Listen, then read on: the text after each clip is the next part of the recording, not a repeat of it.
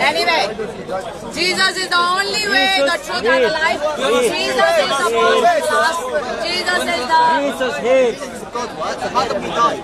What? How come he died? So what is sin according to you? How come he died? No. How does son of Is that Jesus? We asked. Yeah, but we asked. I'm telling now. Tell not, tell. Am I your mother? What? So how come he died? He is a God. Okay. So why do you know why God told the Jews to sacrifice animals? Why? Can you answer that question? No, because it's connected with that. It is connected with that. Go ahead. Go Okay, ahead. tell. No, you know Jews. We don't know. You tell us. Do you know where Okay. Jesus? Why Jesus? What happened in the sin when Adam and Eve sinned? What happened? You know that. You know that. What happened when Adam and Eve sinned? You know that. What happened? We all know that. Huh? We all know that. What happened? What happened? No, that is connected. Jesus' sacrifice is connected to the sin. Okay.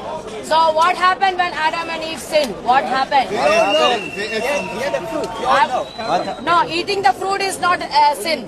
What happened actually? You mean disobeying God? Spiritually. Disobeying God. Huh? Disobeying God. Disobeying God. And when they disobeyed God, what happened? We all know the story. No, I want you to know what I want from you. When they disobeyed God, what happened? We all know the story. So I'll get you a point. So what is sin means for you? Sin means. What is the definition of sin? We all know. Get you a point. My Jesus sacrifice is related to the sin part. That's why I'm asking you what sin means and what is the meaning of sin. So he died for our sins. Yes. So he's not God. He died. Okay. He died. No. He died. So, He's not God. my dear, when Jesus died, it's like when you broke, the wages of sin was death. Okay? When Adam and Eve first sinned, God himself sacrificed one animal and put the clothes on themselves.